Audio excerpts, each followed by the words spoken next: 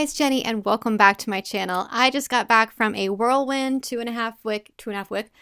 You can tell I'm still jet lagged, probably. I just got back from a whirlwind 2.5 week trip to New Zealand, which is like bucket list trip, the thing that everybody dreams about doing. It's on everybody's list. It's a must experience place in this world. And I feel like there are so many parts of this world that people dream about visiting.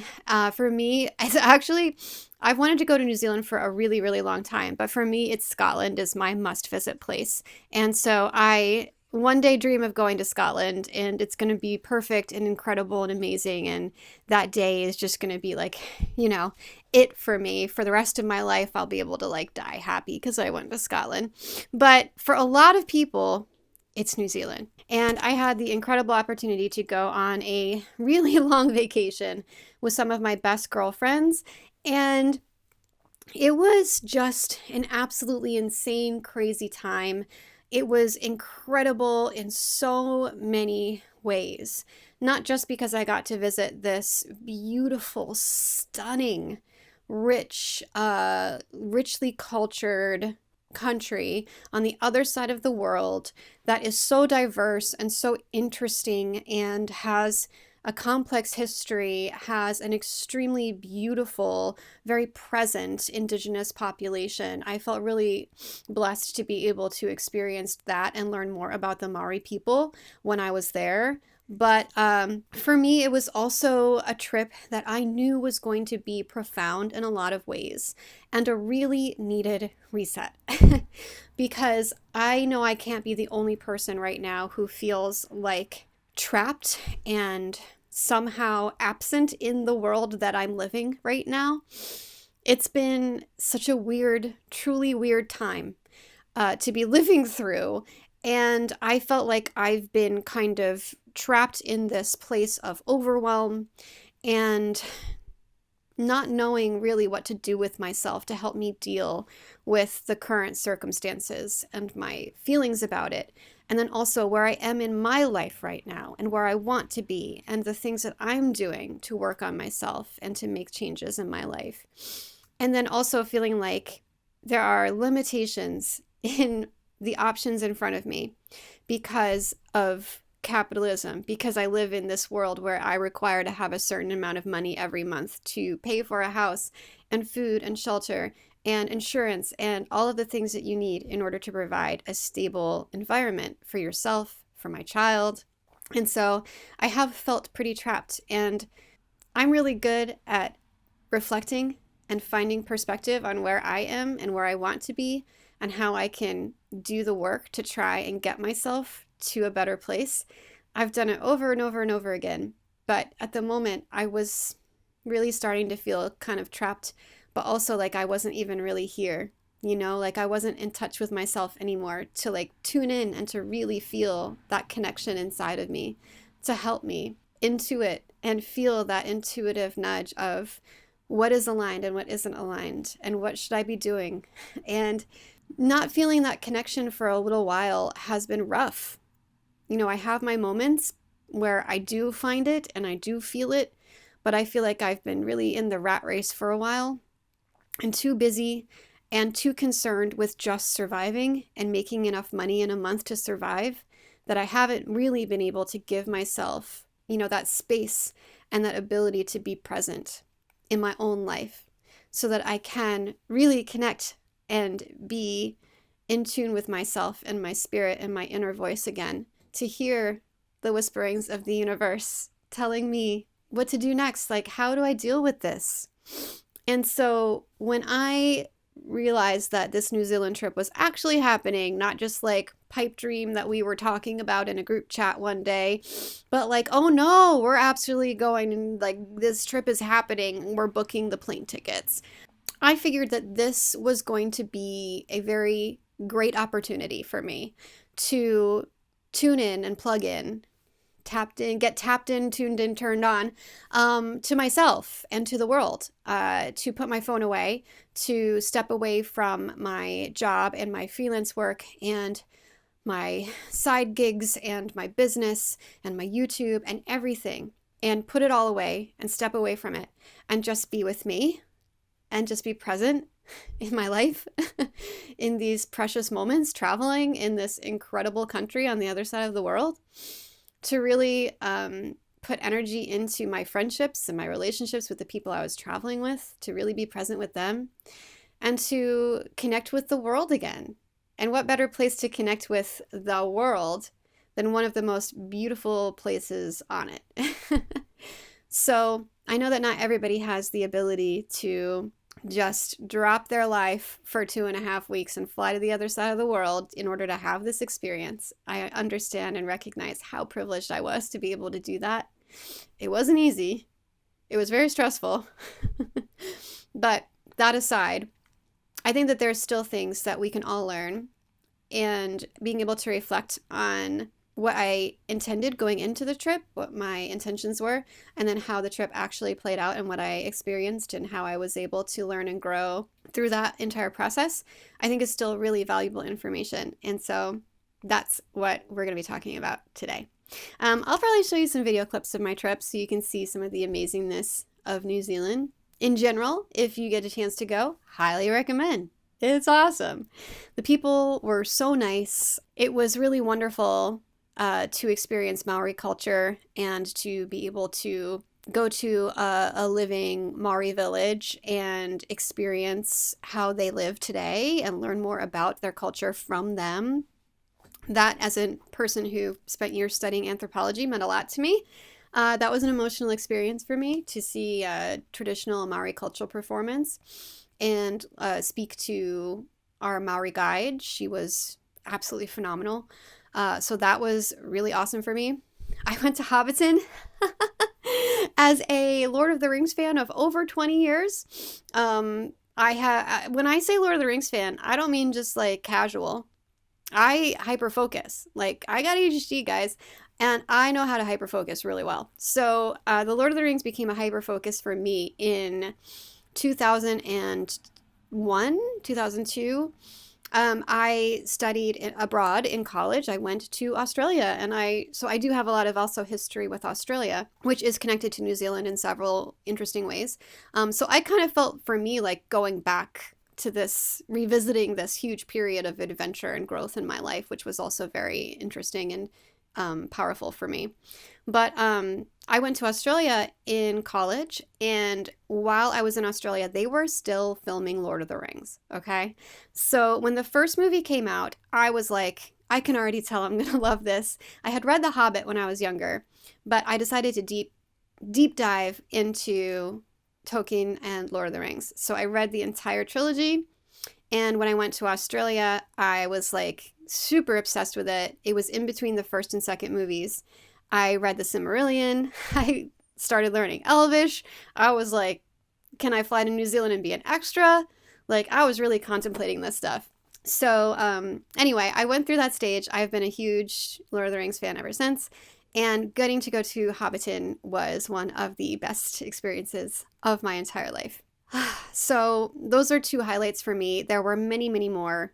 I could make an entire video, and maybe I will make a vlog about that by itself. But yeah, those two experiences were just incredible. I also got to see the dark sky. In New Zealand, there are places that are actually like, I don't know if they're UNESCO World Heritage Sites or something like that, but they're designated dark sky zones, which means that there isn't enough ambient light from the environment to really affect the way that we can view the stars. So if you don't have cloud coverage or anything like that, you could be seeing the Milky Way in all its glory without light pollution. And so I got to lay under the dark sky. I was sobbing.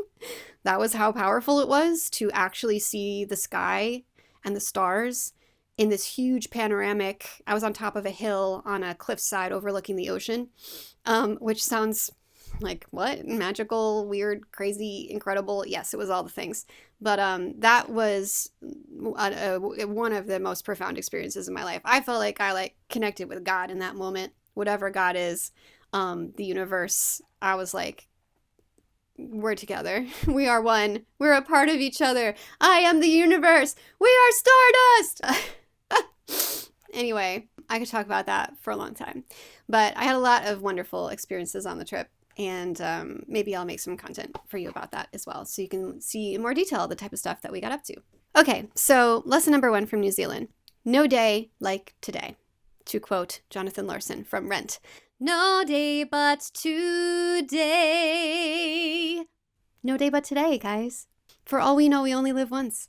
Are you going to leave the things on your bucket list for the rest of your life? Or are you going to find ways to actually seek out and experience those things? I know it's hard. I know it's difficult. I got a lot of things on my bucket list that I still haven't done. But I make it a point in my life to try and set goals and dreams for myself that I know that I can figure out how to make reality. And it's tough to do sometimes. And there are some that, like, I don't know how it's going to happen. But I work on manifesting them. And then I work on, like, through manifestation work, actually, And then I also strategize in my life how I can do these things, whether it's through saving and budgeting, taking on extra freelance work, figuring out different opportunities to make extra money so that I can afford these things, investing in educational materials so that I can learn in something new to do so that I have more options in life when it comes to, like, where can I work? Can I take a little bit of time off of my job and go do something else and still make money doing something on the side, in order to be able to have this experience? There are, it just really depends on what the event or thing is.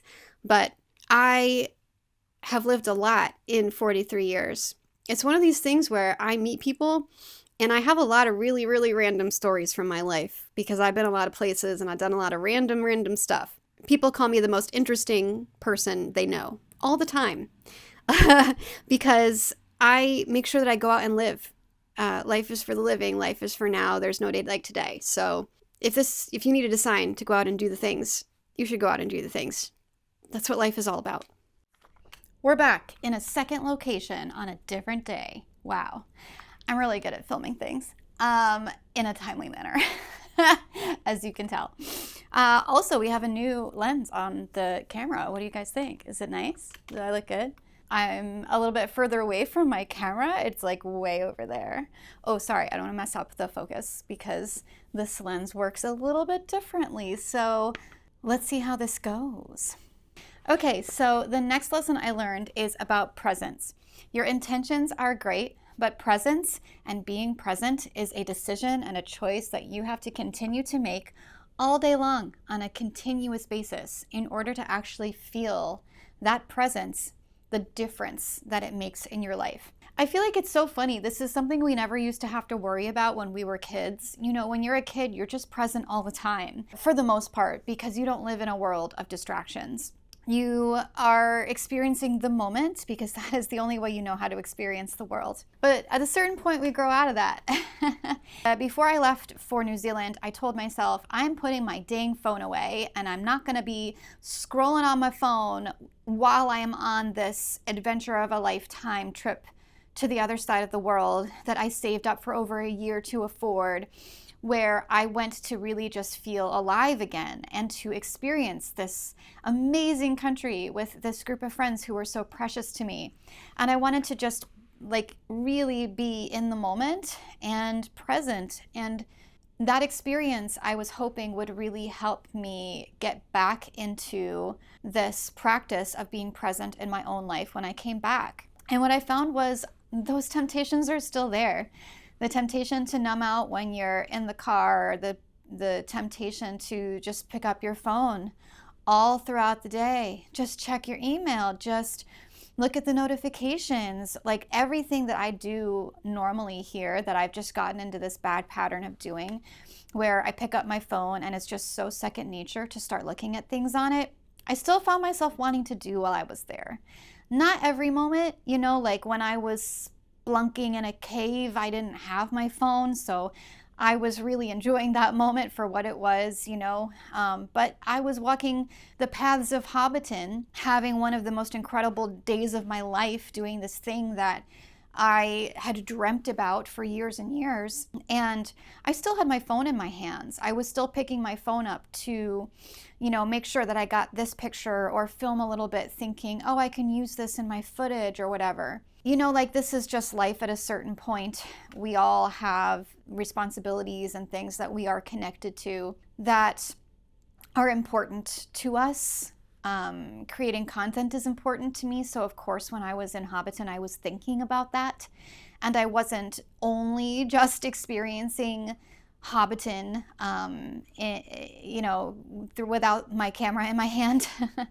But I still made a lot of very conscious decisions while I was traveling to put my phone away or to just really engage with what was in front of me, to take a little bit of time off to go for a walk on the beach instead of sitting around in the house waiting for the next thing we were going to do, And I still feel pretty good about how I spent my time and the commitment that I made to being present and focused while I was there. But it just really impressed upon me how addicted I have become, and we, I think, as a collective have become to our little devices, and how it really is a decision and a dedicated choice that you have to make every day. And maybe we can't be present 100% of the time, but we should be a little bit more choosy about when we are, so that we can be more intentional about being there in the moments that we want to be there for. Next, there is a time to lead, and sometimes there is a time to facilitate leadership in others. I'm a natural leader, and when I'm in situations like exploring and planning and getting to do all of this stuff with 5 other people, I kind of naturally just step into more of a leadership role. I'm the one often who's pushing us to get to the next thing. This is where we need to go for this. Let's do it. Let's go. Because, for one, I'm a New Yorker. I'm very fast-paced in general. If we're going somewhere, I want to go. I want to get there instead of just lollygagging around. Like I'm a fast walker. This is just kind of the way I am. And I also, it's part of who I am, to also be in the leadership positions a lot of the time, because I'm a brave person and I'm a strong person, and I know that I'm resilient and I can handle whatever happens if I'm the one who goes first. I actually have a tattoo that reminds me about this, about myself.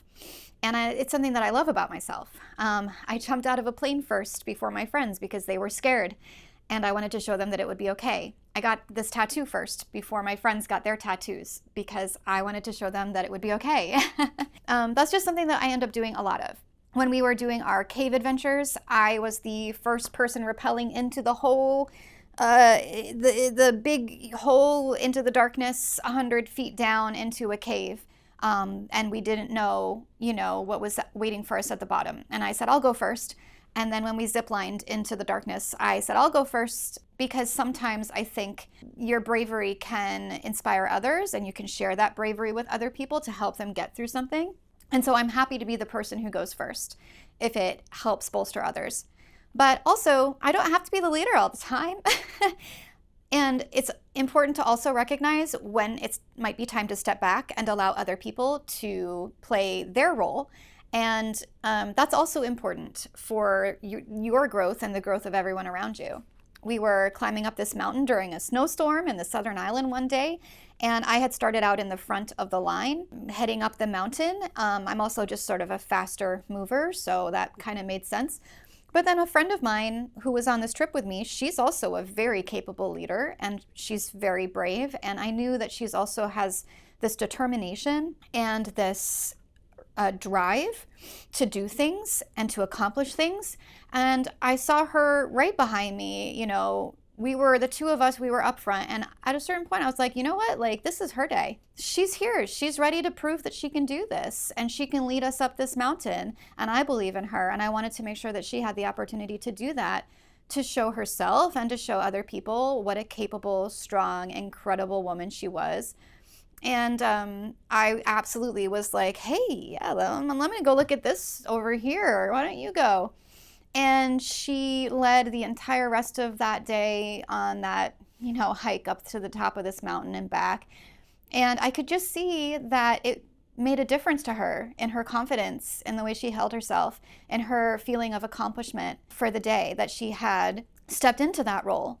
And I think if you're someone who sees themselves as a leader or someone who can guide or inspire others, it isn't always going to be about you doing it yourself. Sometimes it's creating the opportunities for other people to find the bravery or the leadership or whatever it is that they can bring to the table in themselves and be allowed the moment to do that. Sometimes it can be a little bit hard to step back when we know that we're capable of doing something, but sometimes it's in other people's best interest that we do. Next, sometimes you may have to leap headfirst before you know if it will be worth it. There's so many things in life that you might have to leap headfirst into before you know it will be worth it. In our cases, I was just talking about the cave adventure that we went on. We rappelled into a cave, and then once we got down to the cave, we ziplined further into it. And then we got into these tubes and we rafted down this river inside of this cave to a spot where there was a huge colony of glowworms. And then we were able to turn all of our lights off and float through this cave in complete silence with this canopy of glowworms glowing over us. It was so incredible. Just unbelievable experience. And then I got to climb out of the cave, and I climbed up a waterfall, and I was it was very adventurous too at a couple of certain points. And I really had no idea what to expect going into this excursion. I didn't look at the details very much. I just trusted that my pals who had found it wouldn't sign me up for something that wasn't going to be cool or safe or, And so I said, I'm here for the adventure, and I'm going to trust that if anything is wrong, I have my gut instinct to listen to, and that will help guide me through my decision making. And sometimes all we do have in life is our gut to tell us what's right and what isn't for us. And so we have to be in tune with that. But if you are in tune with your gut, trust yourself to take some chances here and there. Sometimes we get scared to try new things. And even though we have these self-protective mechanisms in our nervous system and everything, it's important to be discerning with what we're doing with our lives. But with great risk comes great reward sometimes. Getting out of your comfort zone and doing new things or trying something different than you know yourself to have done in the past can push you to get to another level where you discover something new about yourself. And these are the moments where I find I rise to the occasion and I discover something that helps me get to another level where I'm trying to go in life. When I studied abroad in college and I moved to Australia, I had to do a lot of things on my own for the first time. And I remember being worried, I don't know if I'm capable of doing this. I don't know if I'm going to know what to do. How am I going to find the information? How am I going to figure it out? But I trusted that I had the ingenuity and the capability of figuring whatever I needed to out while I was on this adventure doing these things. And I just leapt into so many things while I was abroad. I did so many new, exciting things that I didn't know if they were going to work out. I didn't know going into it how I was going to figure it out in the end. But I trusted that I would, and that I would be able to listen to my instincts and my gut if anything was not right for me. And I proved to myself along that process that actually I'm an incredibly brave and capable person. And I have carried that confidence around with me in my life for the last 20 years since I had that experience. And going through life as someone who knows that they're capable of figuring out whatever they need to has made such a difference for me in what I've been able to accomplish and what I try in the first place. If I hadn't discovered that about myself a long time ago, I don't think I would have attempted half of the things that I've done in my life. All right, next, allow people room to experience the world in their own way, and then their gifts and contributions may manifest in unexpected ways that you could never have predicted. So give it room. I found this out. I kept thinking about the things we were doing and what we had planned with my specific friend group that I was there with, sometimes in terms of, oh, so-and-so isn't going to like this as much. Oh, so-and-so probably won't be able to do this very well. And I found that that was a very limiting mindset to have after actually experiencing things with them, because I wasn't giving them room to expand in their own right. And I was robbing them of the experience that they could have potentially had beforehand. And how dumb is that? We went to this Maori village, a living village where a community of the indigenous Maori population live in Rotorua. And we had a tour of the community. We learned all about Maori culture, the tradition of guiding and tourism for the Maori, and just a lot of really cool things. We saw a cultural performance by them. And as an anthropologist, I was so pumped about this experience. I was like, this is for me. This is going to be awesome. I'm all about this.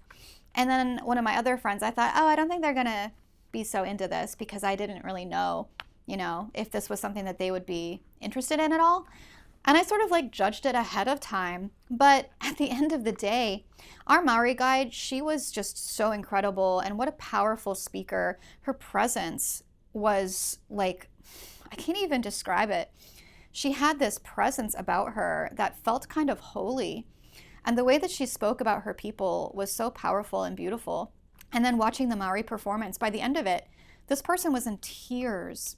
And coming away from the week, they were like, that was one of my favorite things that we did on the trip. And I was like, honey, like, I thought you were like gonna write this off. And I realized that I had really limited them in my head. But if I had just given them the room to experience it in their own way and make what they were going to make out of it, I could have just been there alongside them, supporting them, which is, I think, what I tried to do regardless. It's not like I was sitting there saying, oh, you're not going to like this. But sometimes you just need to give people the support to experience things however they're going to experience them, and not try to prescribe what they should be feeling or experiencing just because you know what you think and how you're going to experience it. Don't project that onto other people. There's so many times in life, I think, when we really project our experiences and thoughts onto others. And yeah, we got to stop doing that so much. Allow people room, give them room to breathe and room to experience things on their own, and they might surprise you. Next, moments of profound experience may elude you if you don't take time for them. Now, I had been expecting on this trip to have like profound awakening moments, right? I'm thinking I'm traveling to the other side of the world. I'm, stepping away from my life for 2 whole weeks to go out to New Zealand, this beautiful, breathtaking landscape, to be out in nature, to be among the New Zealanders and the Kiwis and the Maori, and just have this incredible experience over there. And I kept expecting profound things to happen, to like have those moments where I just would have like a life-changing experience that would make me reflect on my life and just get this greater perspective and really appreciate everything.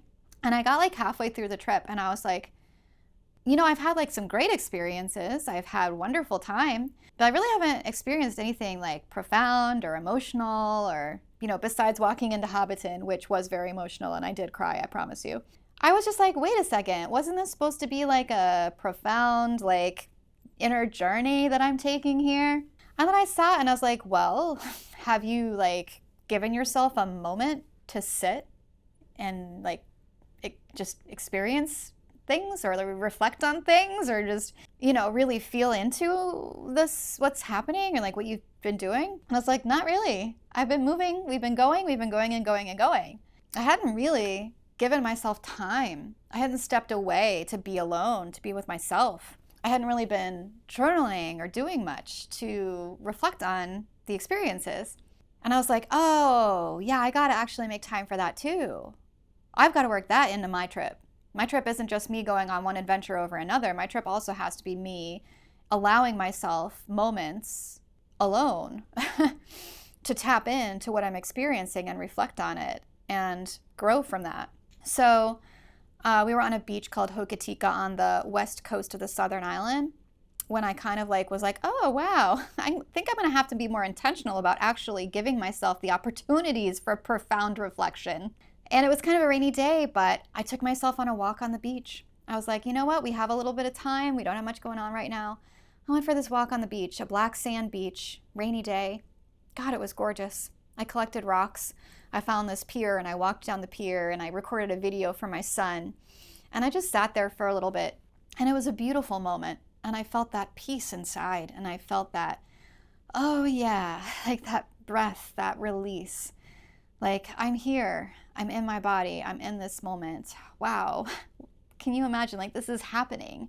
I had another moment. The most powerful moment, I think, of the trip was we were in Kaikoura, which is on the eastern coast of the southern island, our last couple of days of the trip. And this is a dark sky zone. So there's so little light pollution here that you can see pretty much the entire solar system.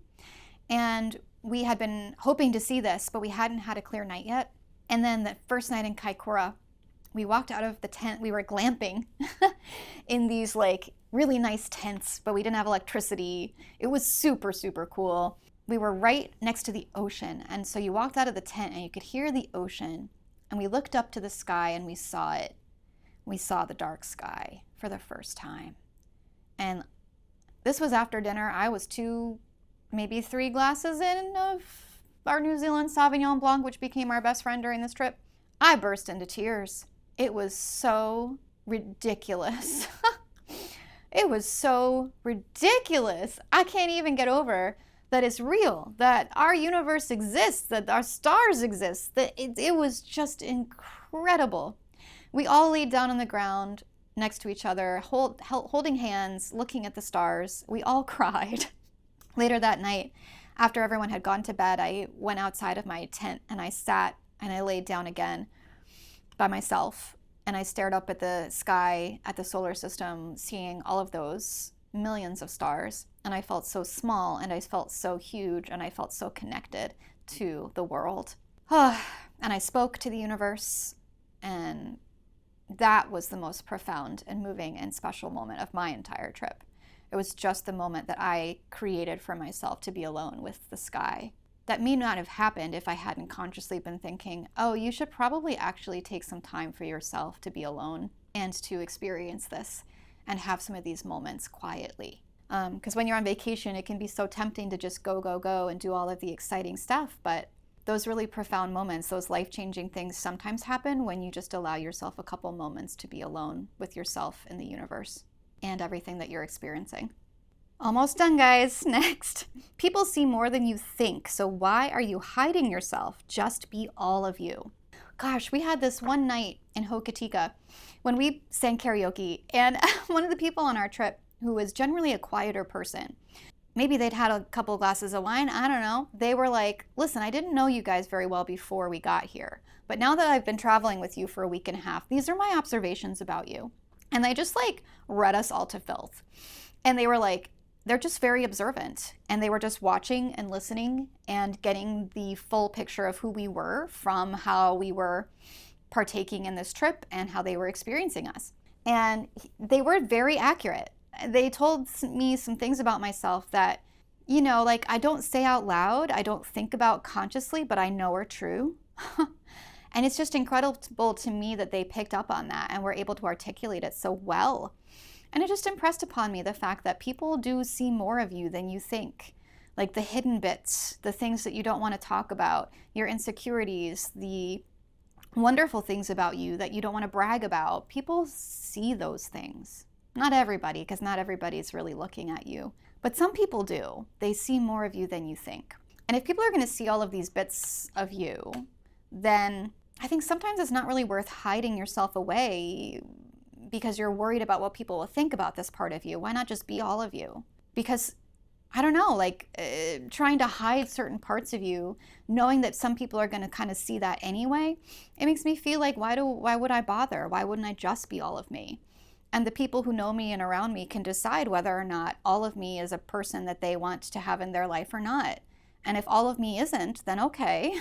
I don't need them in my life either. And that was just a really crazy moment where I was like, dang, like, apparently I'm more of an open book than I thought I was. I'm a Scorpio rising, so I kind of see myself as kind of like a little secretive, like surprise. I'm like a present. Like I'm wrapped inside an outer layer. And the real me is in here, and I show it to me like you guys, but sometimes the people in my actual life don't get to see it much. But it's still there. And this was a good reminder that they probably see it too. So there's really no point in hiding. You just gotta be you. All right, finally, the natural world is the connection that you are missing in life. You have to go out and cultivate it. Listen, I know there's people who live in cities. I know there's people who don't think that they like the outdoors. Whatever. You don't have to like the outdoors. You can live in a city, whatever it is. You are a human being who lives on planet Earth. If you are not feeling connected, if you are out here feeling alone and adrift, and like no one understands you or sees you, and that there is nothing tethering you to anyone else or the world, a good place to start with fixing that is to find your connection to the earth again. You can work on people. People's another thing you can work on. But why not first start with finding your connection to the earth, to our planet? There's a lot of different ways that you can do this, but being outside all the time, when I was in New Zealand, we were outside almost like just so much, especially when I was glamping out on the East Coast. I was just outside all day. And I forget like how amazing it feels to just be outdoors sometimes. I love my house. Sometimes I just sit in my house all day. And as great as my house is and how much I love it, every time I do something that brings me outside, it's just always a refreshing and grounding experience to be back with Mother Earth, to put my feet on the ground, to touch grass, to take a moment to sit under a tree, to just feel that connection again, to feel that grounding. Grounding with the earth for me is where I start when I'm feeling unmoored. And not everyone can pick up and go to New Zealand to try and get back in touch with the earth. But no matter where you are, I'm sure there's things you can do to try to get into nature, to go take a walk in the park, to go sit under a tree, go have a picnic. Yeah, figure out how to find that connection again if you've lost it. That's where you start. Because if you don't feel connected to anyone else around you, at least you know that you are here on the earth and you are connected and you are together and you are meant to be here.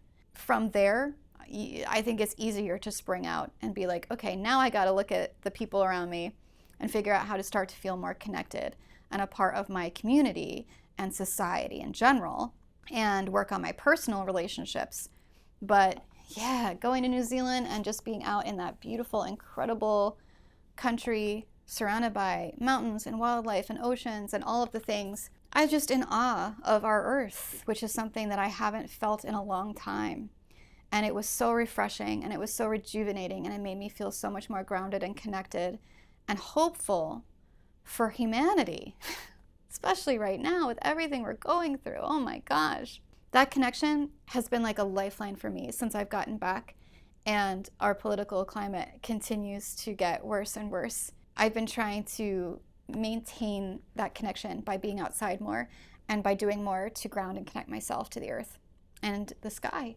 And that has been really incredible, an incredible change brought about by this trip for me.